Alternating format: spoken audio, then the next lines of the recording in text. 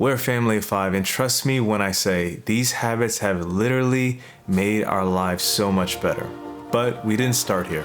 About 4 years ago, our home was chaos and we wanted to practically make our home more peaceful and less overwhelmed by laundry, dishes, and all the stuff cluttering our life. But no matter what we tried, we just couldn't get our home under control. We tried the best organization hacks, but we still kept accumulating stuff in our home, so that didn't fix the problem. Then we tried budgeting, which we still do, but even putting spending limits in place didn't seem to solve our clutter dilemma. Then finally, one day, 4 years ago in our old townhouse, we're running behind to meet some friends for a special dinner. And as we're rushing to get our daughter ready, we go into her bedroom and it just hit us. Her room was an absolute jungle. Baby gadgets everywhere, baby clothes were all over the place, and things we didn't even know we had were all over the floor. And we couldn't tell where the clutter ended and where the floor started. And that was it. We knew we had to dramatically change our lifestyle, or we would never have that peaceful home that we've been wanting so badly for our family. The next day, we purged our daughter's bedroom, and over the course of 6 months, we decluttered our entire house. But we wanted to make sure that we could keep it that way. So here's a few habits that we adopted along the way to help us do that. I've always wanted to have like a very clean home.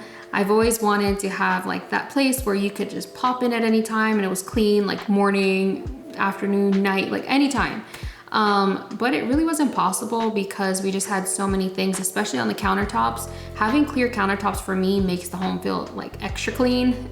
So we weren't able to do that in the beginning because all the things we could have put underneath inside the cabinets or above, we couldn't because there was just so much clutter. So we actually had to declutter first and then make sure everything that was on the counters had a home. And that completely changed the way like the cleanliness of the house was. So it's really nice visually to have all the surfaces clean, and we don't really have people over that much, but I love walking to the house and all the counters are clear, everything is so open. It just makes it feel so much more like homey and welcoming. And we strongly believe that anyone can be minimal, whether you are a single person, married, if you have one kid or a bunch of kids, doesn't really matter. And you don't even need to be a minimalist to adopt this one habit of just clearing your surfaces. It'll make such a huge difference. I'm very particular about what I like and what I want, and there will be times where Carlene wants to get me something for a surprise, and it seems impossible because I usually don't want a lot of things. I don't want a lot of stuff, and if I don't use it or don't really want it, it's hard for me to find a way to use it. So there was one time where I tried to surprise my husband and I bought him a basketball. And he was like, "Thank you, but this is an indoor basketball. I don't really need one like this." Remember? Yeah, I tried to use it and I did for a while, but it just didn't work for the way I was using it. Yeah, he's been really hard to buy gifts for a very long time. So now that I'm more mindful with my purchases, I think that gifting experiences is a little better for us right now. You know, memories over things is what we like to say.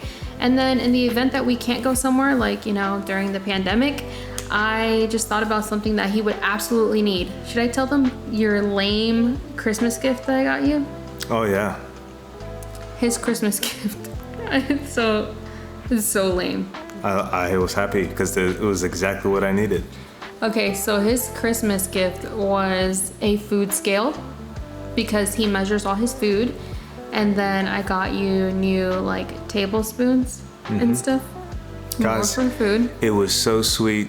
What and else I'm did I so get you? happy. It was another thing. Oh, and a new wallet because his was falling apart. But it was like something so simple. It was like super cheap. Like I think I spent like $40, which is great. But I literally couldn't think of anything else. And I'm like, you know what? He's so into this, like so into like his food and his macros. I was like, I think he'll like this. But I was actually a little bit embarrassed to give it to him. And then his reaction was a lot better than when I got him a basketball. Because when you gift someone something like an experience or something that you absolutely know that they want and they need, then it's much more worth it than just getting them things that you don't know if they're gonna end up in the closet or something. When we decluttered our home about 4 years ago, we wanted a practical way to be able to keep it that way. And we didn't know the best approach to do that. And I was a little hesitant to restrain ourselves to a certain number because what if we realized it wasn't sustainable. But clutter just kept making its way back into our home, so we decided we were gonna at least try it. So for myself, I choose to have 6 black shirts and 3 pants, and the same goes for the rest of my wardrobe. I've given myself a number of things. At one point, we decluttered our kitchen down to a number that felt right for us at that time. But then after a couple of months, we realized that it would actually be a little bit easier if we had a couple more of each thing, especially with the kids growing. They used to have their own like utensils, and they had their own like special plates and things like that. But then, you know, slowly they started being able to use some of the glass stuff or the normal forks and spoons and things like that. So we were able to add some in. And now that we have actually a little bit more, that feels a little bit more comfortable for us. But yeah, we eventually went a little too far, and we had to adjust our number along the way. And the beauty of minimalism is that it's not a one-size-fits-all, and you don't have to measure up to anyone else or what they're doing. And the best way to gauge if you are in this mode is if it's easy to maintain. If it's not, then you probably went too far in one direction or the other. Holy cow. Babe, you take this one. Okay, so Costco is every family's dream, right? Because you can buy everything in bulk, it's such a good price. But then you find yourself coming home and you have so many things, and then you have to find a space for it. Like simple things such as like toilet paper and paper towel and things like that. It comes in such a big pack that you're like having to find space. So when we would go like grocery shopping there, I would buy a ton of snacks, which I stopped doing, but I would buy so many snacks that we didn't have the space for them. So, I mean, we don't shop there that much anymore. We just get the occasional like bulk things that we need, like the oils and the chicken, things like that, that we really can't find anywhere else for a better price. So although we do buy some things in bulk, we modified the way that we grocery shop. So yes, we still go to Costco, but we're more mindful of not buying too many things in bulk because we don't have the storage for as much as we used to. A big thing for me was not purchasing items immediately. So even with minimalism, I follow a lot of people who have beautiful houses, and I'm like, we like the same things. And there's like this minimalism aesthetic that some people have, and it's beautiful. But for me, it was more than just like a look. It was more like a feeling and everything. But I kind of got caught up in some of the things that I was seeing online. Like for a long time, I was researching plants because I thought every minimalist needed plants, right? Remember when I was looking up those, like, they were so expensive too. They were fake plants because I know I would kill real ones. But anywho, I was so invested in like finding plants because we need a plant in this corner, this corner. And then when I didn't purchase immediately, obviously, because I don't know anything about plants. But then when I really thought about it, I was like, I don't really like plants. Like, so we all can still fall into the trap of like, first of all, good marketing. Second, like FOMO. Like I thought, oh, my space won't look as nice as theirs if I don't have a plant. It's just an example that comes to mind, but it can happen with so many different like aspects or different areas of our homes. So with any purchase I make, even if it's something really small, it doesn't cost that much money, I always give myself some time to think about it. I never buy on impulse. Most of the purchases that I make, I like think about them at least a week, sometimes longer. Sometimes I'll give myself a month. It depends like what it is. And there are times where a week is long enough for me to realize I don't really want that item anymore. I've always been somebody who really doesn't want to buy stuff, and I don't buy anything really immediately. I have over time given myself more grace to buy things that I like and, you know, just buy things quicker. But at the end of the day, I still don't just buy things on impulse. And that's really helped us with the clutter in our home and also obviously our bank account. But at the end of the day, just going with my gut has always helped me when I think about bringing something into our home, if it's going to be good for our family and for us, or if it's just something that I like at the moment. When we first started decluttering our home a few years ago, I kind of felt like the process was mentally exhausting. There were times where we were purging the home that I would sometimes just want to avoid it altogether because it was just kind of overwhelming. And I wanted to find a way to make it easier because I knew that there was no way that we would get our home to a nice, peaceful state if I just kept dragging my feet. So I decided to adopt the mindset of deciding quickly with my gut. So I would hold the item in my hand that I was thinking about getting rid of, and I would just kind of listen to my gut. Would I ever use this again? And if the answer was no, I quickly put it in the pile to be donated or given away. And if the answer was yes, I would then ask myself, how often do I think I would use it? If the answer was once in a while or it wasn't very frequent, then again, I just put it right into that pile And obviously if I was gonna use it often, I'd keep it. But believe it or not, through that entire process, I cannot think of one thing that I regretted getting rid of. And this dramatically just sped up the process for me to declutter and just allowed me to decide quickly and not have to worry about it. And it makes me more confident when I'm decluttering now, because I know that I can listen to my gut and it's gonna be right. Before we minimized everything in our townhouse a few years ago, we wanted to make sure that we had the best furniture ever. So coffee tables, end tables, dressers, and of course, everything had to make sure it matched with the theme of the home. But we eventually made the grave mistake that limits all possibilities of having a trendy home. We had kids. So quickly after having children, we realized that everything that we thought was nice and the decor that we loved was actually a safety hazard. And I know that you can have nice things when you have kids, but to me, it's just more of a headache. Our daughter used to, when she was crawling, and we had a glass coffee table at one point, then we had like a TV stand and the TV wasn't mounted on the wall. So everything just felt like a safety hazard, and also just, I had to be on guard all day long. So we got rid of pretty much all the furniture that could have hurt our kids, dressers, end tables, coffee tables, all that stuff.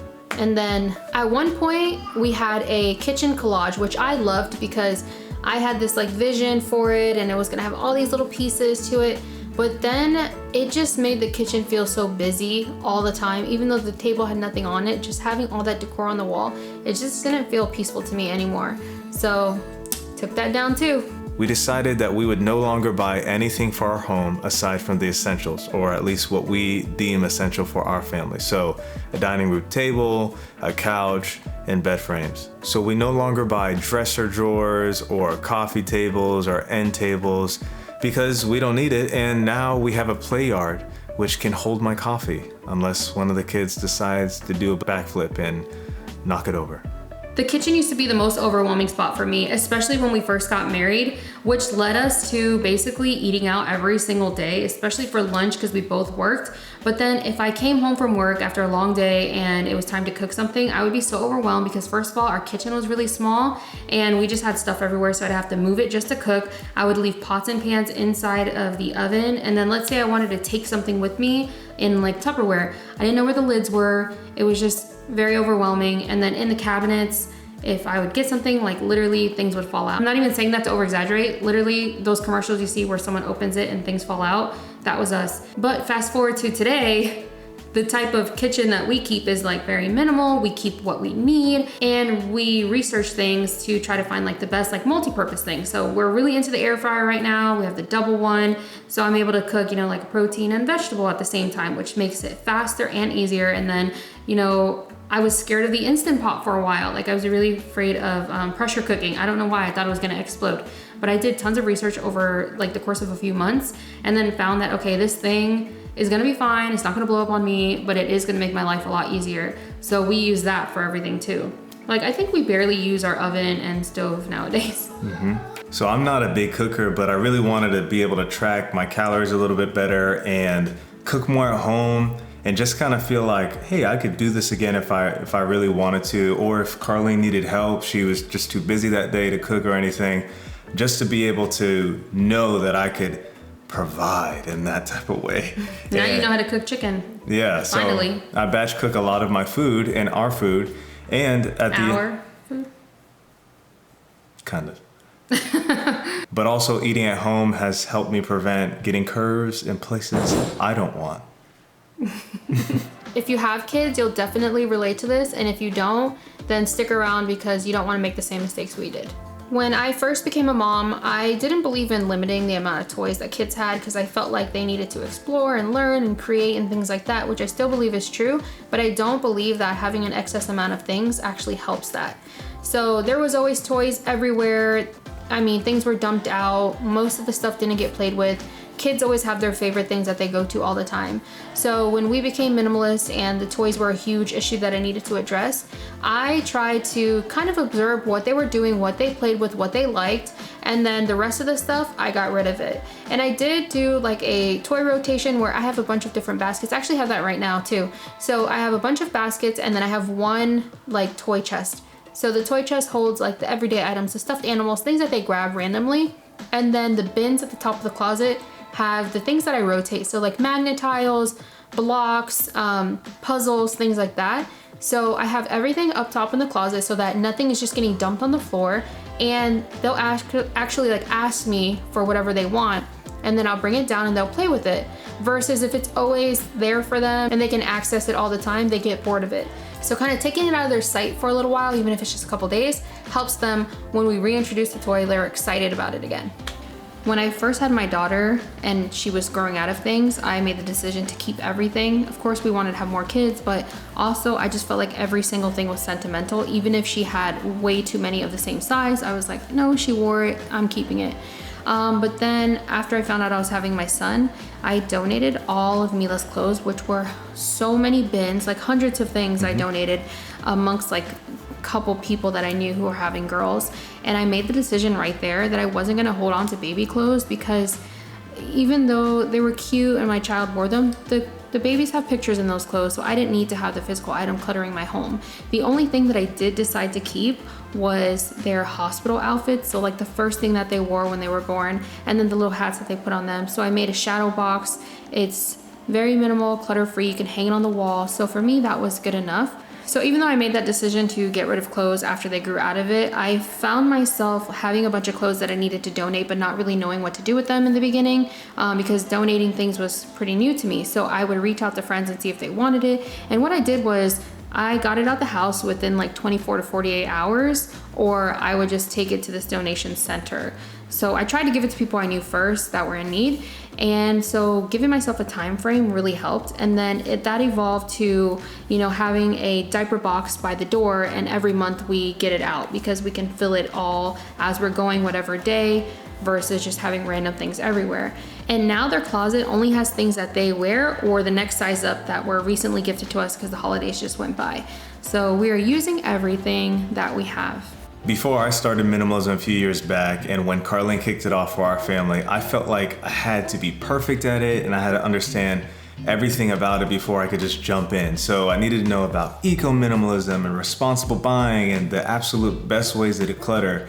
And all that did in the end was just prevent me from doing anything at all. But believe it or not, what really helped me overcome this was I was always the one for our entire relationship to have less things. And out of nowhere, I started realizing that Carlene was having less and less stuff as she was decluttering. And I got really competitive. I was like, there's no way that I'm gonna let this happen. So I just jumped right in. I threw out all the rules that were in my head. I just went at it and just started decluttering, whether it was the most efficient way or the perfect way. And what I ended up realizing is I didn't need to be perfect at it. I could just do it where I was. And that is good enough for me and my family to have the home that we really wanted, the peace that we wanted. So I did multiple purges of our home, and then it kind of felt like things were still coming in because we were gifted things, or it was a new season and something that we didn't need, maybe we needed again. So it just felt like I needed to constantly do that. But then I realized that we needed to do something to just maintain it. So we started to do like the one in, one out. So if I got something, I would get rid of something else. So even things that needed to be replaced, sometimes when you get the new thing, you don't bother like immediately getting rid of the old one. So I started being on top of that. Then I started doing the men's game often, which is you get rid of the amount of items per day of the week. It's from the Minimalist, if you follow the guys from the documentary. So March 1st, you get rid of one thing. March 2nd, you get rid of 2, 3, 4, so till the end of the month. So that was a good way for us to stay on top of things, and it made it fun so that it wasn't such a burden on us. So we really believe anyone can be minimal, have fun, and still live an abundant life. You'll want to see these 3 videos right here that talk about a few things we barely notice cluttering our homes, the fuel you need for your minimalism journey, and a cool story on how minimalism saved our marriage. Stay minimal, friends, and we will see you in the next video.